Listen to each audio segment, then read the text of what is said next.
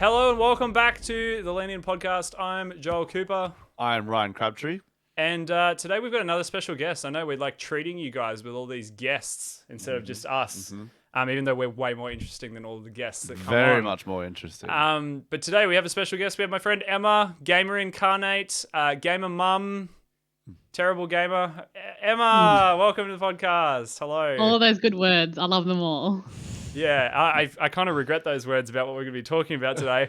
But tell us a bit about you, Emma. Tell us your gamer origins, your where you're at now, and yeah. Great I question. was actually talking about this with some of my mates the other day about sort of where gaming started for us, and I think I can actually pinpoint the exact moment where like gaming became my life. And I'm probably gonna sound very old in this next statement, but I can pretty much drill it down to Christmas 1996. What? Wow.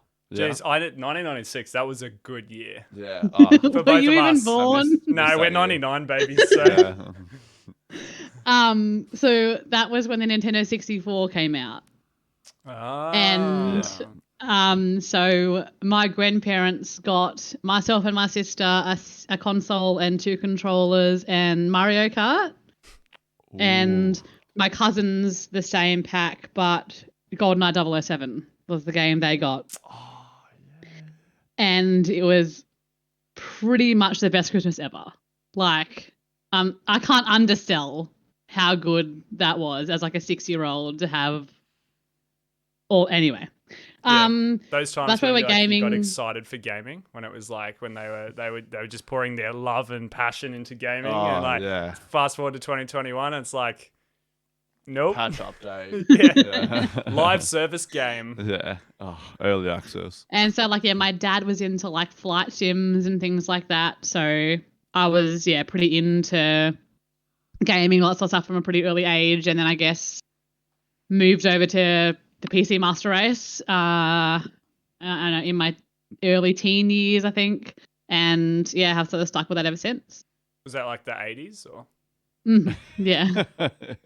Yeah, that's right. Yes. How have you found it to impact you, Emma? Gaming in itself.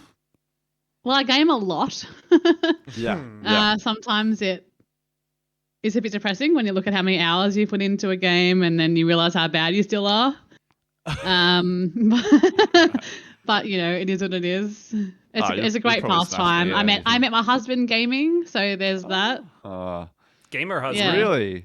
Yeah. How did that? Oh, just give us a quick summary. So my mum was like, you're never going to meet anyone if all you do is sit in your computer and play games all day. And I'm like, checkmate. Well, I'm going to find him gaming. So there. But no, we had a mutual friend that we played CS with, and one day this friend invited us both into a lobby and we got talking, and obviously, a few years down the track, we're now married, and Wow. That's awesome. That's actually pretty cool. What game was it that you... CSGO. Just brings that game. Yeah, it's so beautiful. No toxicity. Just brings people together. It's a real It's so funny because as a female gamer, I was going through quite a period of nearly every game that I would play, I would get a friend request from my teammates after or even during the match sometimes, but I wouldn't actually look at them until after the match. And my now husband sent me a friend request, and my immediate reaction was oh, not another one, sort of thing. But I only accepted it because he was friends of a friend, my mate vouched for him, sort of thing. Because most of the ones I would just reject because I'm like, I don't know who you are. There's no way I'm adding you, all that sort of thing. But so he can consider himself lucky that I allowed him into my friend list. Was it his KD that was made him so attractive? Or Look, I do have a screenshot of where I was a higher rank than him that I bring out every now and then. So you have more power in the relationship. That's what you're saying. Right. They're so cute as a couple. It'd be like, if Emma and I game, I can hear him in the background playing whatever he's playing. He'll just be playing World of Warcraft in the background, and I can hear him every now and then. It's So cute. So have you guys got like a gamer den where you guys like? Yes, so yeah, we literally like built our new house with like gaming being the central focus. Oh, cool. So one of the spare bedrooms. It's so funny because like when we're doing all our electrical plans and things like that, we were just like, okay, but the study, does it have 2 LAN ports? Because we're not like sharing a connection. All right. 100%. Oh, cool. Well, thank you for coming on to the podcast, Emma. That's all right. And We lured you on, thank you. And we lured you on to talk Lured. about That sounds dangerous. Well, Yeah. I mean, it's kind of I chose my words well for the topic we're The going to be intro, talking about yeah. today. So I'm loving all these words. I won't say any more words. But we're going to be talking about the female gamer experience, which is obviously not something we're very acquainted with. Yeah, I'm not surprised. Yeah, I mean, we kind of just get females. Very, What are they again? but I guess we kind of have like get like a third person perspective. Gamers third person. I see what you did there. Yeah, it was good, wasn't it? I'm more of a top-down sort of guy, but I'll go with that. Like You 3D, MMO like people. 2D side scroller sort Yeah, of view. Yeah. You MMO people just give me this. Okay. But yeah, we wanted to talk about like, the positives. You met your partner through this. You met your best friend Joel through gaming. I did. Through Among Us, actually. Was it? Yeah. Oh. Yeah, I didn't kill him, and we were just friends forever. Oh. No, there was a lot of abuse during those games. There's a lot I of feel abuse. like particularly when you're playing Among Us, so like when I play that with my mates, we sort of have to lay down some ground rules, particularly if people that are in a relationship are playing in the same match. Mm-hmm. Oh. Yeah. Sort of like what happens in Vegas stays in Vegas. Like you can't let the words and the actions that happen in this game leave the game, and like because it gets real harsh sometimes. Yeah. That was the best thing. I was single at the time. So it was like, well, I'm still single now. But yeah, I was single at that time. Thanks, Ryan. Thanks for the support. But that was great because I could just like spin people against each other with no consequences. Oh. It was great. It was great. It was the best time. So you were Hannibal, pretty much. That's a good reference. I really appreciate that from you. I knew you would like it. I haven't watched it. So lots of positives, obviously. Hanging out with mates. You run a server, don't you, for Rust? Do you still do that? Yep. Mm-hmm. And I'm sure that some of the negative things we're going to talk about you've experienced as a mod, I would have thought. Absolutely. Yep.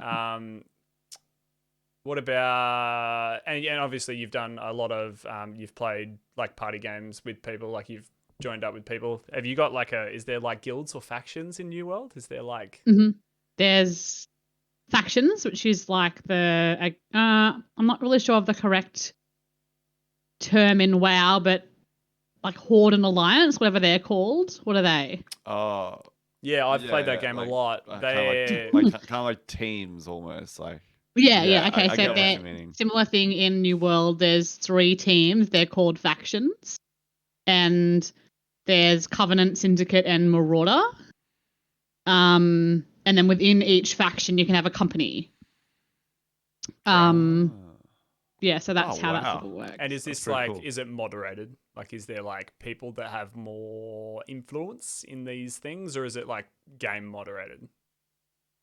Is that a dumb so like as a question? company has like a governor, And that's a and real then player. like consuls and officers and stuff, and then like everyone else is a settler. Right. So I'm the it's a governor whole of ranking one of our. system. So the group that I play New World with have 2 companies because we have so many people. Then it's 100-person limit per company, and so we have 2 companies, and I'm the governor of the second one.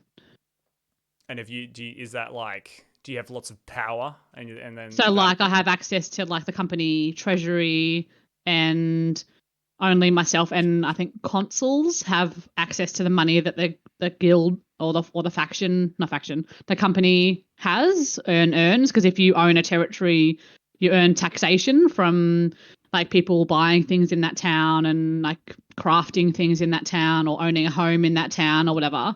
And then if you own quite a popular territory, which we owned the 2 most popular territories from when the server launched until only recently, we had a lot of income. And so we have like hundreds of thousands of gold sitting in our treasuries. Wow. And does that create like conflict? I think like we've gone in with a view, I guess, that that's no one person's money, and we've only used it for things that benefit the company as a whole rather than an individual. Oh, such a communist. So like we've used that money, for example, like to skill up some players to a certain level of like weaponsmithing or something so that they can make weapons for everyone. Or whatever, as an example. Well, it sounds like you've had some pretty positive experiences through that. Is it within our company? It's been great. Like the way that my mate who is the governor of the first company and the person that got me into New World, he's fantastic. Like he's got a real sort of like level head when it comes to all this sort of thing, and doesn't sort of, see all that money sitting in the bank and be like, oh, I could have all this fancy gear for myself and screw everyone else and whatever else. So it's good that there's that sort of, that idea that the wealth is sort of shared around. So you said like within your company, yeah, but what's happened elsewhere? Yeah, it's like there was a big so obviously there's like a natural competitiveness, I guess, between other factions, because you're like competing to own territories and things like that, and you can declare war on other companies in other factions to take their territory off them if you win the war. Wow. So there's cool. there's that side of things, cool. but yeah, like it's lots of politics involved, particularly when it comes to having friends in other factions. So like there's a couple, like there's 3 factions obviously, and we have friends in both of them, and we've got sort of an agreement that we won't actively pursue their territory and they won't do the same to us. But if another company in their faction or our faction decides to declare war on them or vice versa, it's down to business, and we will help our own faction in the first instance, and we would expect them to do the same. So like, I wouldn't ever see the company of the friends that I have in another faction declare war on us and try and take our territory from us. But like another yellow company, for example, may do that, and they will fight with them. Does that make sense? Yeah. That sounds like super complicated and awesome and positive. Yeah, it has been pretty good, like for the most part. Okay, well, why don't we turn to the most part now? The not most part. Yeah. So of course, like any game, there are very toxic people. I guess in New World's not been too bad in terms of examples of toxicity, because the majority of the time you spend talking to people that are in your company or in your faction. And so you're not going to get, well, you shouldn't get abuse from them because you're on the same team. But yeah, there's been a couple of examples where like people from other factions have said some not so nice things. Like I have a clip actually of this one guy. I think his company had just declared war on us to take one of our territories from us. And he was like, he came up to me. I was like walking around the city, and he must have like seen me in game, and he came up to me and was like, when like you're writing in area chat, it like appears like a text bubble above their head. Yeah. And it was like, oh, I love you, show us. And I was like, oh, why? And he was like, I can play the clip if you like. Probably easier than trying to explain it. Yeah, why don't we can start with that's terrible. Far out. Let me just grab it one. But second. I guess the genuine reaction is to something like that is like, oh, you have you go, oh wow, like a bit of a, but then you kind of go, most people probably don't understand how prominent this kind of thing is, and then how it actually makes people feel is probably the thing that's So I'll just share this real quick. So this is from New World. This is from New World. Yeah. Okay. Which for everyone who doesn't know, it's like MMO. Think World of Warcraft, I guess. I haven't played it. Yeah, this is exactly what I thought when this kind of interface. This is exactly what I thought the game was like. So you can see he's got like "I love you" above his name, right? He's just started Yeah. talking to me. Oh, so it's text chat. Oh yeah, show us is her name, by the way. Emma's gamer tag. Oh, so it's text chat only in this game, or It is, yeah, but you can have voice chat as well. But we see in Discord normally with what's his the mates. Me and you will bridge the gap between dumb and ugly. Dumb and Ugly is the name of their company. Oh. And Geekling's the name of ours. Oh, so he's suggesting that you guys like a Romeo and Juliet. Yeah, sort of to scenario. quell the conflict. I can't spell apparently. No, how do you propose we do that? Oh, So how are we going to bridge the gap? I'm surprised you asked. I love the pause when someone's typing in a video game, when it's just like this waiting. awkward, like, wait for someone to just, and then it'll be a paragraph, like, randomly.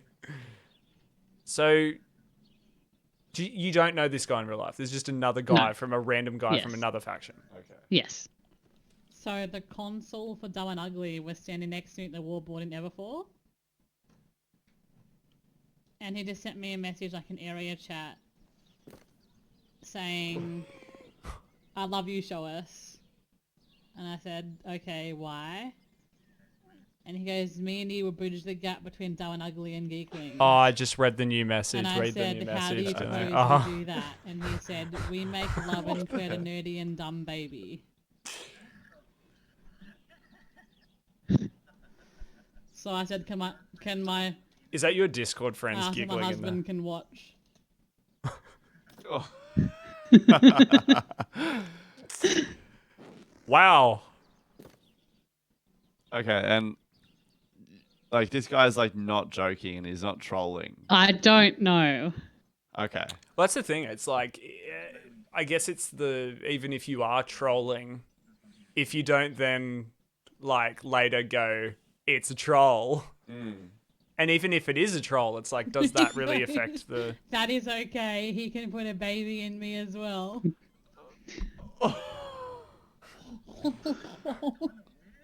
That guy's got to be trolling. Surely. He's got to be, right? But it's still like in that area of like... See you tonight. Can you imagine like if he's... And I've heard this before, like, you know that thing that's like if you send a message to someone privately, if you're not willing to show it to your parents or a friend, should you have Yeah, sent I the wonder thing? like how many people know that their like partner or child or whatever is acting like this, like online, you know? Oh, so he's now giving you a location in the game. And now he proceeds to grind on me. He's right.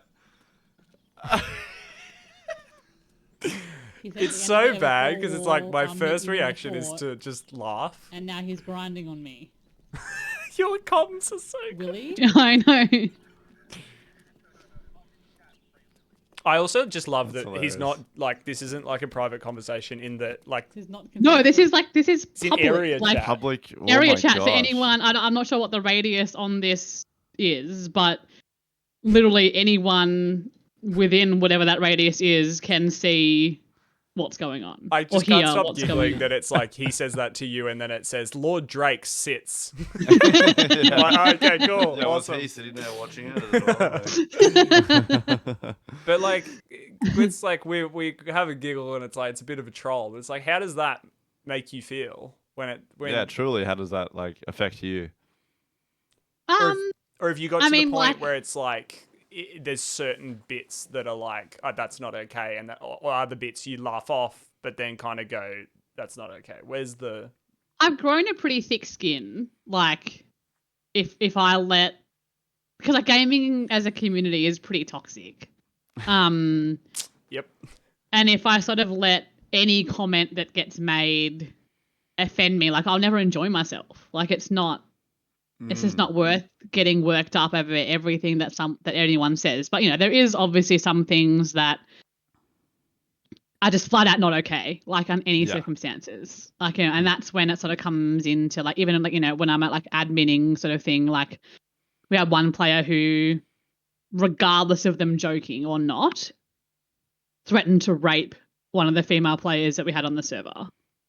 Wow. And he was like, I'm just joking, like I didn't mean it. And I'm like, I don't even care, dude. Like, I'm sorry, but there are some things you just don't say.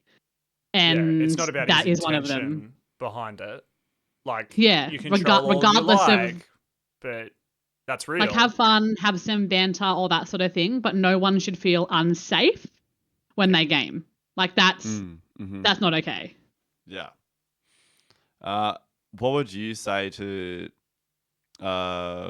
someone that's just picked up gaming and, you know, they're female as well? What would you say to them just as advice, even to like and if they don't online. know what's the world's like if yeah, and they're like, this is going to be such a wholesome community, and then they like start playing CS:GO. Like, what's the takeaway? Well, I actually do have like a partner of one of my friends has just gotten into CS:GO, and she's like, oh, you know, while you guys are at work, whatever, like I'll practice and I'll get better and everything. And I'm just sort of thinking, my gosh, Don't solo the trolling that she's going to go up against, like it's just not going to be fun. Like, and she's going to hate the game. And I think the biggest thing that has made gaming enjoyable for me is playing with friends. So I make it a point now of I don't really play unless I'm playing with someone that I know. I rarely, especially in a game like CS where there's like, you know, the matches sort of thing, like I'll rarely speak in game unless I know the people that are there. Otherwise, I'll pretty much just stick to Discord comms, and I'd recommend that anyone new to the game, particularly if they're a female, until they at least get the hang of it and are confident to defend themselves or whatever, you know, would do the same. Because as soon as they find out that you're a new player and, you know, obviously you're not going to play particularly well if you're brand new to the game until you learn the maps and, you know, the way the guns work and all that sort of thing. And they'll use that against you. You know, that'll be just free ammunition for them as trolls, you know, to pick on you as a female and as an inexperienced player. And so it's just not worth it. So you would recommend just like stick to your friends and stick with your friends online, because online is just it's a hellhole pretty much. It really is. Competitive first-person shooters is like its own hellhole. It's like it's the small hellhole at the bottom of the hellhole. Especially CS, where it's like there's still not an unranked mode in CS, right? It's just casual. No, it's casual. But That's casual's only 12 rounds or something, isn't it? It's not the full yeah, it's game, less. is it? Yeah. It's less than a comp game. Because I don't really play casual very much. I'm not sure. I guess that people are still going to pick up competitive. Like your friend's going to most likely at some point just start playing competitive, and then once you get into that world, the RR monsters of the world, the rank rating monsters of this world, are going to eat a whole, because they are so based on how much. I think it's worse in CS because there's no like ELO rank rating system in the ranks just magically you rank up or you rank down. Yeah, I always thought there was some sort of magical formula behind it, but 3,500 hours later and I can't figure it out. So I don't know. Right. Yeah, like I'm high rank in Valorant and I'll go back and play CS and I can't win a silver game. Really? And it's like it's because the matchmaking sucks. The culture sucks. So it's like some people, and I guess we're just kind of filling this in. So like this is factors that make it worse for gamers, especially vulnerable gamers. You've got the rank monsters who just want to win. Those people give no second chances. So if you screw up a play, you lose a round, you're immediately will hold that in the against bad you for the rest books. of the match. Yeah. Yeah. Wow. And we like, I mean, I've been there too with like competitive shooters, and you get mad at someone, but then you like a good person, a normal person will just go and move on and let's try to win the next round and let's But these people go into that spiral, the tilt, and right through, and then if she happened to speak on voice comms, that's when it Game just, over. yeah, game over. What do you think causes all of this? Like, I don't play that many like competitive stuff online. Like, rarely Splitgate. Which is actually very wholesome. It's from what very I've, wholesome. Except me, I'm the most toxic player. In Splitgate. Well, look, funny you should say, what do you think causes it? Because there was actually a study done on female male gamers. What journal article? Like or was it? Yeah, just so like full university standard journal published. Yeah. I've sent it to Joel. Right? So yeah, I had a quick look at some of the findings, but it's quite extensive, right? It's like they're playing an old game, and it's been years of like it's Halo 3, right? Was that not? It was one of the Halos. I'm not sure which one. Yeah, like a fairly old Halo. So it's been a lot of study, like a lot of. like okay, yeah. It's almost so they I don't know how long the study went for, but over a set amount of time they had male and females play, matches of Halo and just observed, I guess, their behavior, and then noted down, various information about the players in the match and all that sort of thing. And the conclusions that they came out with were the attitude that male gamers had to female gamers actually correlated with their in-game performance and rank. So if they were poor performers or low-ranked players themselves, they would act worse towards a female counterpart than those who were higher ranked or performed better. And I think from my understanding of the study was that the lower ranked and poorly performing players saw the females as a threat, that they may outperform them on the leaderboard or whatever, and then the ones that were performing well didn't really care because they knew they were going to go well anyway, and I've 100% experienced that. Like when I used to play CS a lot more than I do now, I was quite high ranked and would play with friends of mine who, I'm not sure if you're familiar with the ranks, but like the best you can get is global elite. That's the best rank you can be in CS:GO. And I had friends that were in that rank, and I would play in those games with them, and I would never get abuse from the people that were in those lobbies. So you weren't 5-stacking, you were just with a couple friends and then randoms on your team as well? Yeah, so we'd get majority of the time it's a 5-stack in that rank, but I didn't know the other people. I only knew the friend of mine, and then their other friends would be, But yeah, I never experienced toxicity at that level because they didn't really care what was between your legs as long as you played well. And at that rank, you didn't keep that rank unless you're a good player. So it was sort of, expected that, there was that sort of performance. But then like as you said before, like in silver games, it is so toxic. Like you do one thing wrong and that is held against you for the rest of the game. And if I then speak and they find out that I'm a girl, oh my gosh, like they will not leave me alone. And so it's easy just to not talk. For people to who don't play CS, it's like it's the people will abuse you in text chat and voice chat. They'll AFK spin bot. They will leave the game. They will just start with, and it's like little stuff, right? Like Emma, have you had the ones where it's like you'll be the only person alive, so everyone's watching you, and it'll be like a 1v2 or something that's difficult, and you'll fail, and they'll just start with a question mark in the chat, and it's just the start of like, okay, mate, yeah, K, yeah. I think the other funny thing that I've noticed is, I don't want to be like, oh my God, I'm a fantastic gamer, like no one's better than me, but there's quite a few circumstances where I have been in that clutch situation and I have won the round. Nothing gets said. But then one of the guys does it and they're like, oh yeah, good play, man. Come on, man. GG. Yes, let's go. GG. Wow.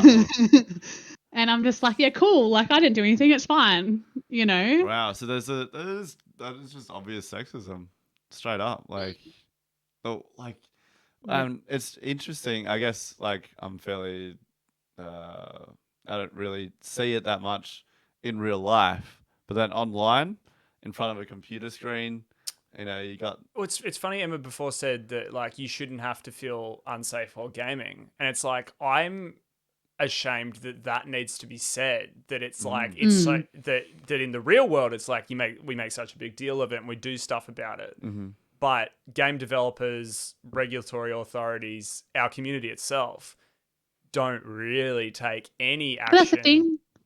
No, they have tried. Like, because you used to, for example, in CS:GO, you used to be able to voice comm with the other team.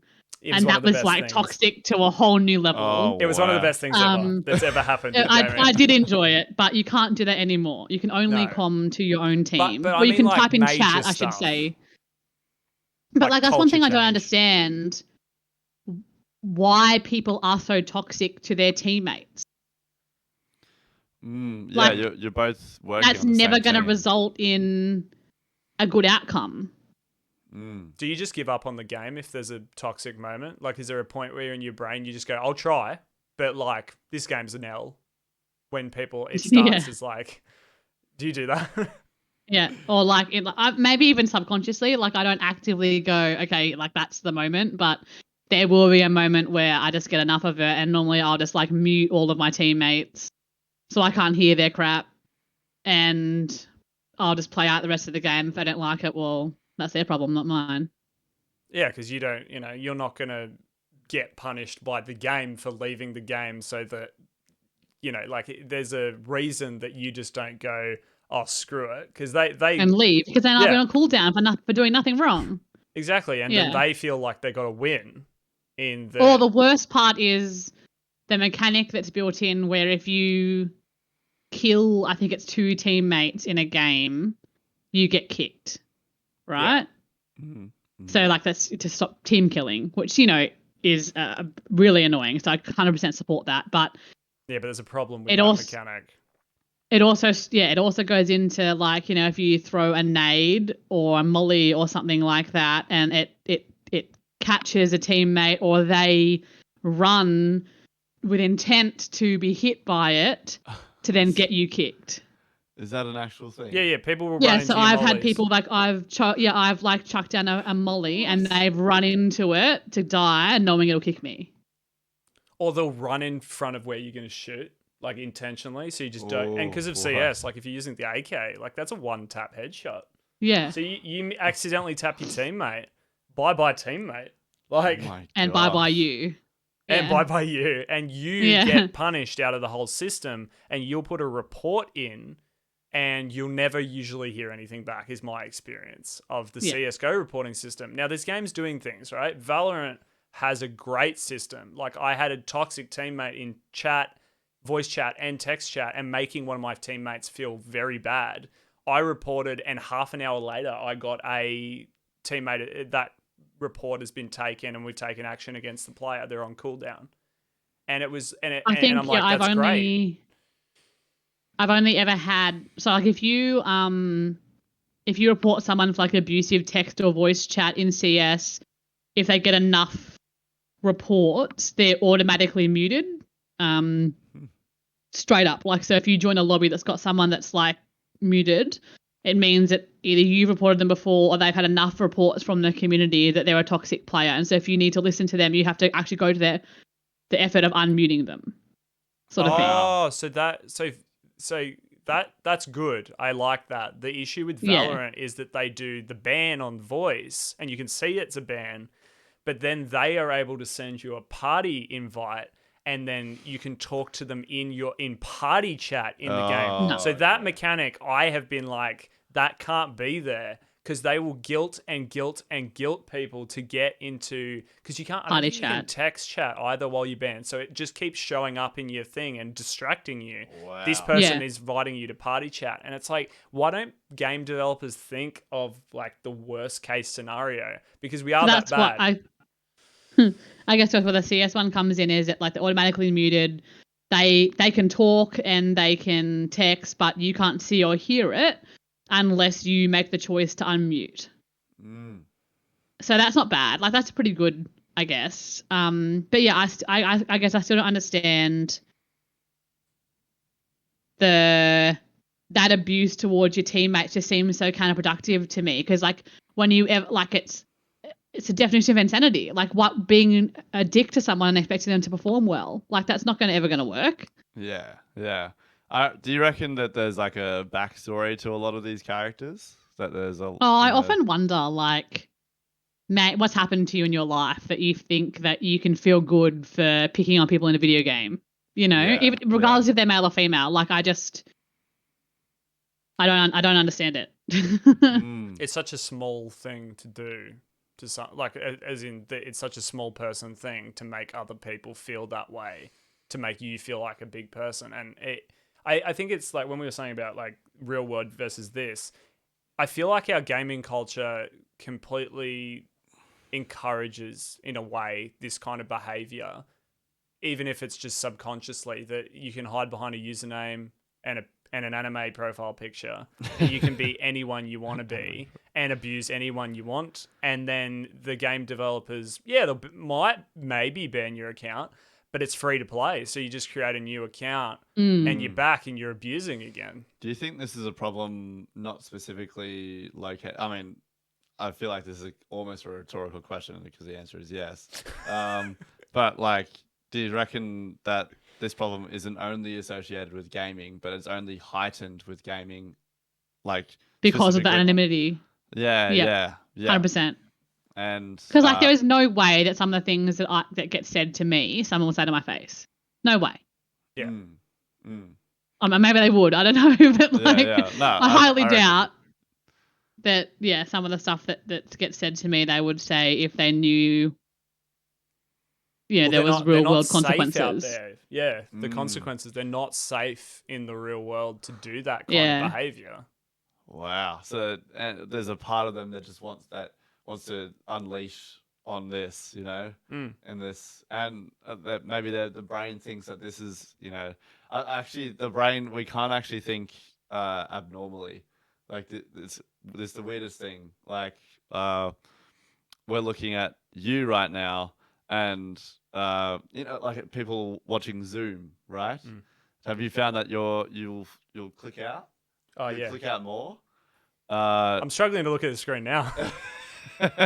yeah, because it's like our brain actually can't comprehend the internet. It's too big. We're too dumb. So I think as humans, we can't process the internet.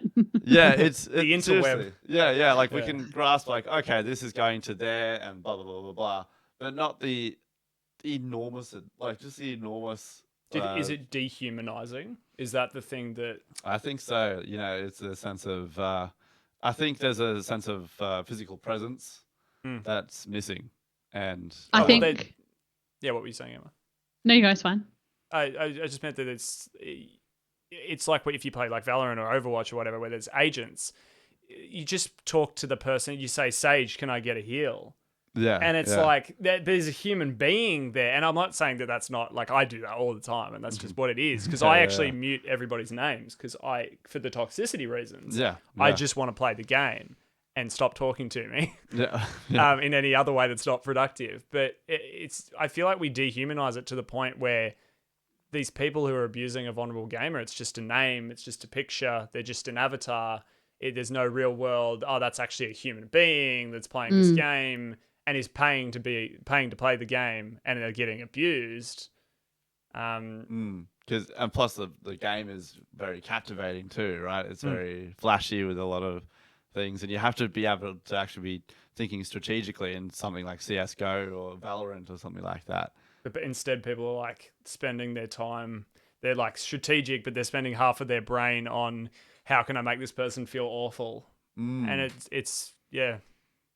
It's a problem. Yeah, like I was saying to Joel before, like one of my favorite things is when because I know you're not quite familiar with CS, and that's fine, but like my preference in terms of a gun is what's called a mini scope gun. So that's there's a small sort of zoom capability on it, and that's my preferred weapon. it's certainly not the strongest gun in the game. Like you can get ones that are better, but I prefer that gun. I know how to use it and I use it well.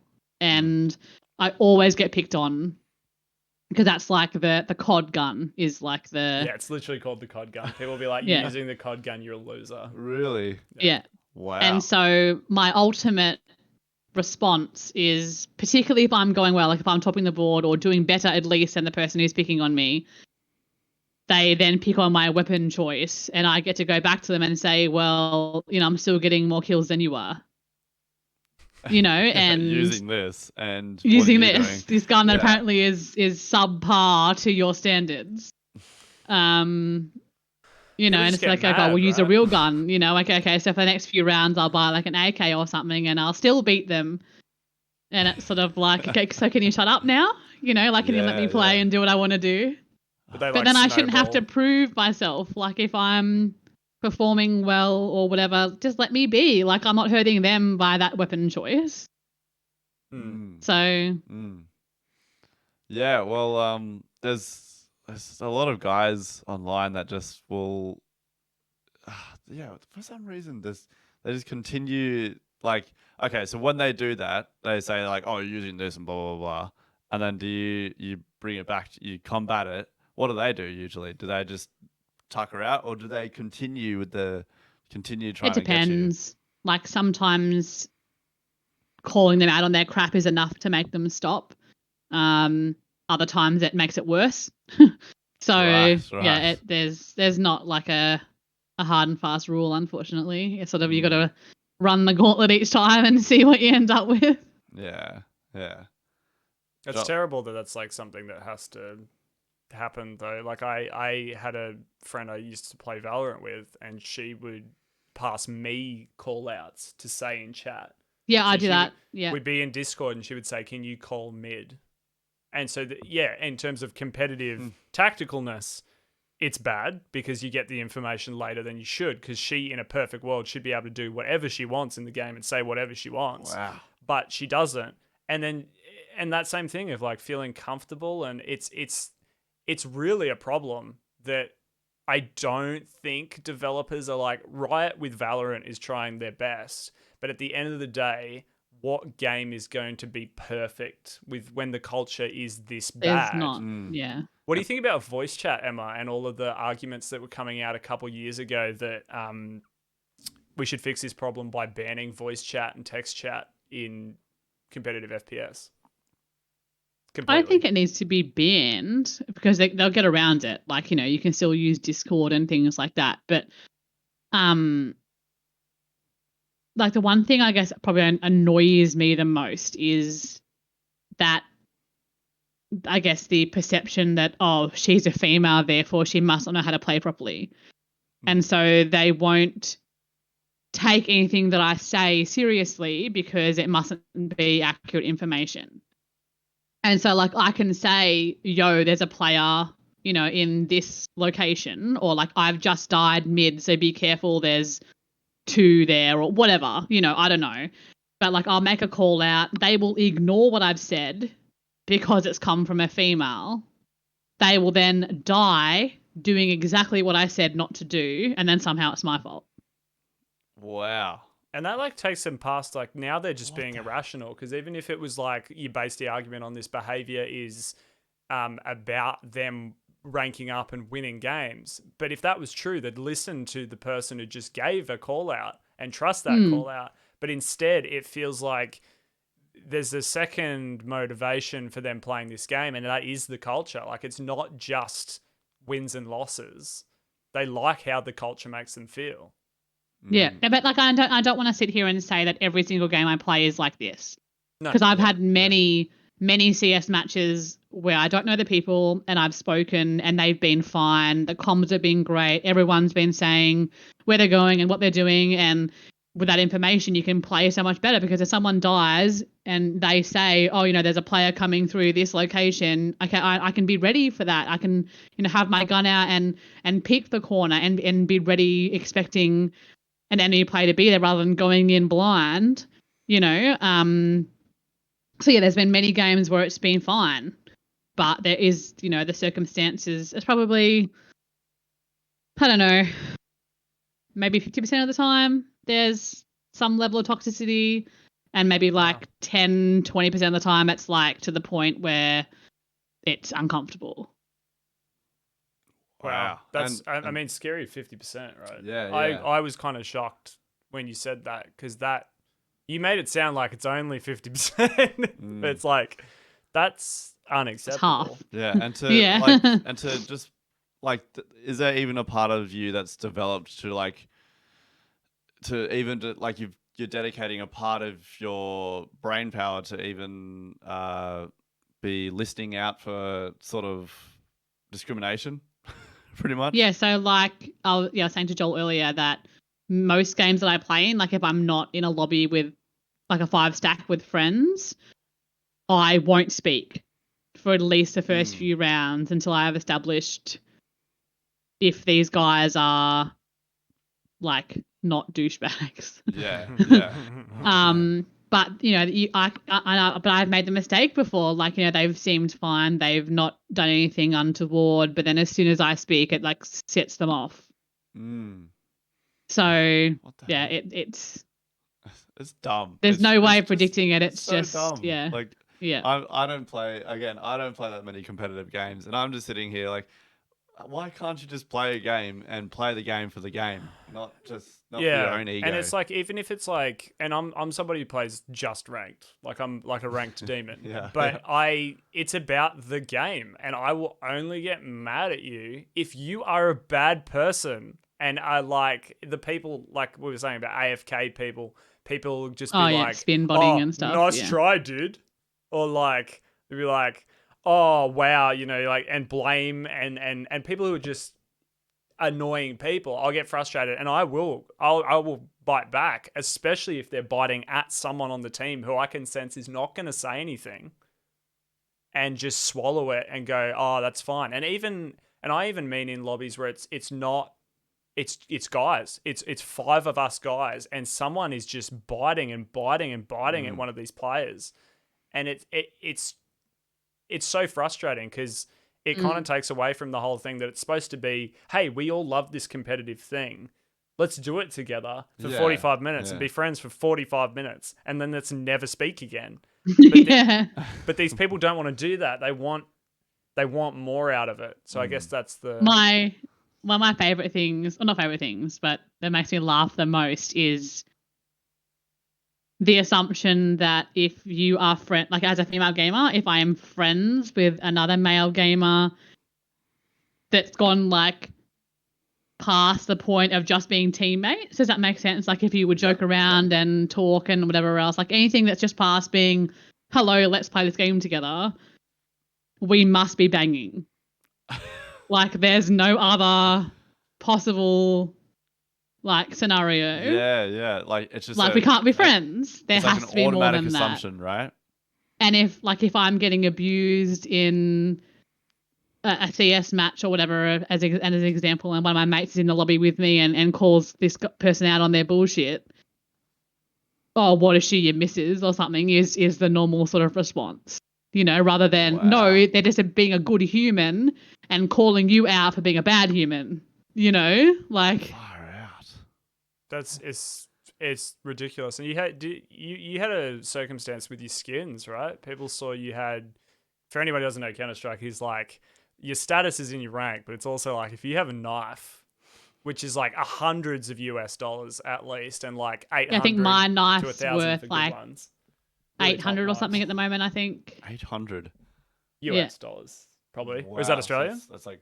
I think it's Australian because the Steam store Karambit, changed to us. Yeah. So Karambits are like hey guys, I've got a Karambit. Like that's where it's like, I've got a Karambit in Valorant, but I think I paid $35. That's my game. Cheap skins, boys. Yes. So I have quite a knife. It's currently worth 858 Australian dollars. Wow. But someone saw it, right? You had a teammate that saw you had this knife in game. Yes. And there was a reaction. And they asked me how a little looks up. Sometimes I'll get toxic as well because sometimes I have enough of the attitude. And there's you nothing know? wrong with Right, that. right. And yeah, so they see that I have this knife, and therefore, like, I couldn't have earned it on my own. It must have been gifted to me by some fanboy who is trying to get in my pants. You know, that's the Right, only right, yeah. That's the only explanation. that's the only explanation. And there's nothing bad in you biting back. Like, that's we can't. Yeah, like, and then people get real toxic that you've stood up for yourself. It's like, what do you expect these people to do when you come Yeah, after and people like that? I'm gonna swear, so you can edit this out in post. But so someone asked, and I must have just been in a bad mood or whatever, and someone asked me, "Oh, how'd you get that knife?" You know, and I said, "Mate, I a lot of to get this knife." Only explanation. And they don't know what to say. Like, so I think No, sometimes you can sort of catch them by like being just as toxic back, and they sort of like They're just like, stumble. oh, crap. And yeah, because then they get caught off guard, you know. Yeah. Like, I had another circumstance where someone asked. I wish I recorded it, but I didn't. But someone asked me if I was missing a chromosome, Wow. and I said yes. And they're like, "You admitted it, lol." And I'm like, "Well, like, I am. Like, I don't have an X chromosome. I'm a female." And they're like, "What?" And I was like, "Look, I think what you tried to ask me is if I have an extra chromosome, and therefore suggesting, like, do I have Down syndrome? So, you know, next time before you want to offend me, do you want to try and get the science right first?" And Surely they no didn't speak for the rest of the match. Oh, there yeah, was yeah, just yeah. nothing. Man. I think sometimes you can absolutely, like, yeah, if you're quick enough, you can catch them out. Yeah. Yeah, it's quite just the online gaming environment is such a different environment to that of like maybe even a sports one, because in sports we've got segregated pretty much male and female, you know, footy or something like that. Like players. Yeah. And there's like a growing like respect for the women's AFL in Australia and the women's NRL, and we're getting and even when you go like Emma's like the biggest South Sydney fan you will ever find in the world. Look, I even have this. Like, No I way should have you like had it do. hanging in the. Oh, Rabbitohs. Yeah, shame about that grand final. Anyway, So how many have you won again? Brisbane, we've actually won quite a few a couple decades ago. But yeah, that's right. Man, Lee. But would you say, Emma, like your experience of being a sports fan, and I'm not trying to put words in your mouth, but is it a more positive community with regard to gender in comparison to gaming, or where does that kind of sit?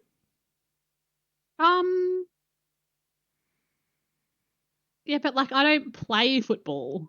Yeah. True. So I don't have that comparison point. But as a supporter of it, absolutely. Like, I mean, just like anything, there's plenty of people that are toxic at a footy match. You know, that particularly if they're, you know, like if I've got, you know, my young cousins or nieces and nephews and things with me, and you know, there's a bunch of guys behind me that are swearing their heads off. Like, you know, a couple of times I've stood up and I've said, "Dudes, can you like, you know, like keep it down? Like there's kids around, sort of thing. If you want to act like bogans, can you move down a few rows, you know, so that we don't have to hear it." Oh, what's wrong with you, love? We're just trying to enjoy the game, rah, rah, rah, you know. And it's like, well, there's nothing wrong with me. Like, I just don't want my like young, impressionable children to hear the absolute disgusting things that are coming out of your mouth, you know. So is it in terms of I guess I didn't really think about the player versus spectator thing, but I mean, it's like a culture for you loving sport. I guess I'm trying to use it as an example of we as gamers, we love the game that we play, but yet there's it's always not about the game. And I feel like maybe with sport we get a little closer, but not perfect. Like there's still I think not good. Yeah. It comes down to, though, like in my experience as a spectator or a supporter of a sporting team, the respect that you get from your like fellow supporter counterparts sort of comes down, and it's a bit the same in gaming, really, sort of comes down to game knowledge. Like, if you're just a supporter to be a supporter and can't really, like, hold a conversation about, you know, what's just happened in that play or whatever, that's a bit different. And I'm not saying you're not respected, but, like, if I'm sitting at the footy and, you know, I'm copying flack from, you know, like the supporters of the opposition team that are sitting next to us or something, if I can get into a bit of a banter with them and know what I'm talking about in terms of the game and the play and the rules and all that sort of thing, it's different to me just being, well, your team sucks, you know? Yeah. And, like, I've followed football since I was, I don't know even how old I was, but, like, I know all the rules and, like, I can sit there and have a good discussion with someone about what's just happened rather than just being, yeah, well, that sucked or whatever. Yeah, You can get into the yay details or of it. boo. Yeah, the details come out of it. But would Yeah. you say that that's different to gaming in that your knowledge of the game doesn't get you that far in comparison to, like, being a fan of a sport? I think it comes down to, as well, like, it's not very often that I am discussing football tactics or whatever when I'm not in a face-to-face scenario. So I think that comes out as well. Like we said before, like, a lot of things that get said to me online as a gamer, I don't think would get said to me if it was to my face. For sure. So that probably changes it a lot too. Did you want to show us any other clips, Emma? Yeah, maybe, I've got a couple from CS. Just don't want to miss out on your clips because I feel like they give people quite a some context and a first-hand, like, this is actually what it's like. Because you can say all you like that I get abused in video games, and maybe most people don't actually understand that that's not an exaggeration. Yeah. So this next one is, I guess, feeds on to what we were talking about before, about the assumption that if you're nice to someone in a video game, there must be something more to it. You know, you must have a crush on them or whatever. Right. Anyway, so this is a CS match, and a teammate, I don't know how familiar you are with it, Ryan, but it costs probably about $2,500 in-game dollars to buy a decent gun. Okay. And then you also have to buy, like, armor and other, like, grenades and things like that. So, game. Oh yeah. Like you get, like, set money for winning a round and for losing a round. Yeah, It's like yeah, it's a bit yeah. like Valorant, where it's like, I'm like, Ryan, don't buy. Let's eco this one. Yeah. We'll buy next one. Okay. Yeah.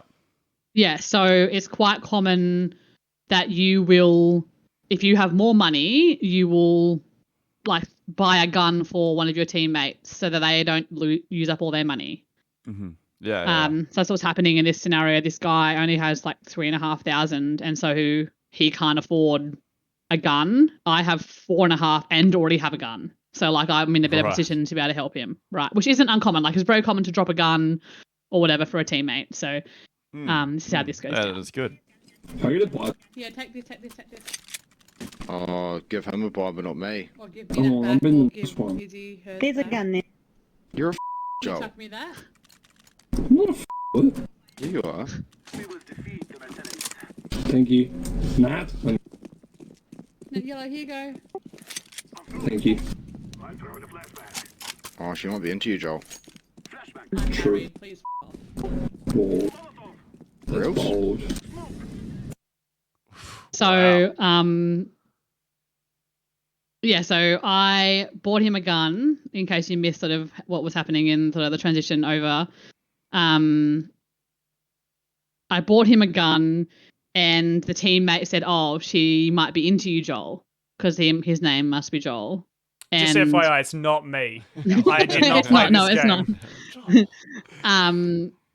And then in response, I said, "I'm married, please F off." And he said grill, like, in response. So yeah, as soon as, but like if a guy dropped a gun, they'd go, "Cool, thanks, dude," and that'd be it. Yeah, no There'd be worries, man. no- Yeah. It'd be about Yeah. the game, not the interaction. Like, it's just like, it's expected you will drop me a gun because that's how we win.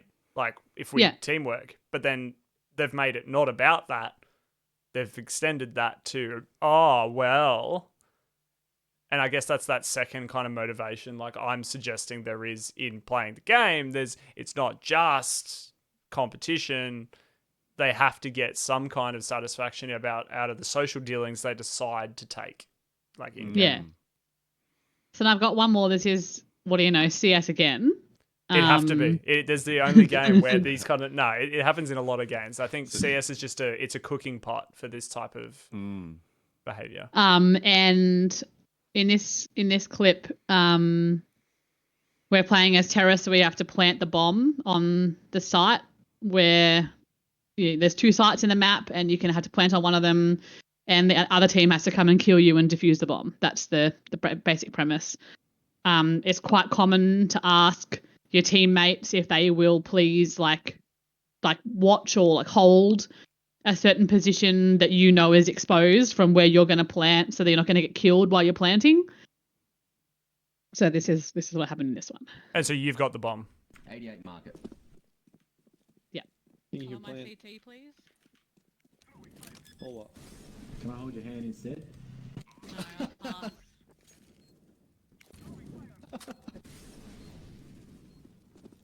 Jungle. Yeah, and so it's like, Wow. can you please cover where if a guy said that, it'd be like, can you watch CT while I plant? Yeah, dude, sure. Or there wouldn't Or even that be like a nothing com. would get said. It would just get done. And There'd be no like question or can I hold your hand instead? Is what Yeah. I got asked. So it's those like just those little remarks passing by almost like I mean not little actually, but like the To them, it must be a little like Yeah. to someone who would say that. And I mean, you're 1 kill off winning that round and the game, right? So why that's so part of that culture that they would do that as just like it's just another thing like it, and I bet they then said GG guys like, and that was it's so part of it that it's so natural, and yet out here if you did that in a workplace or a social event or even at the You would pub, like lose your job or lose your friends or yeah. or someone might go, that's really creepy. not okay. Part 2 of this episode is coming soon, so make sure to get subscribed so you don't miss that when it drops.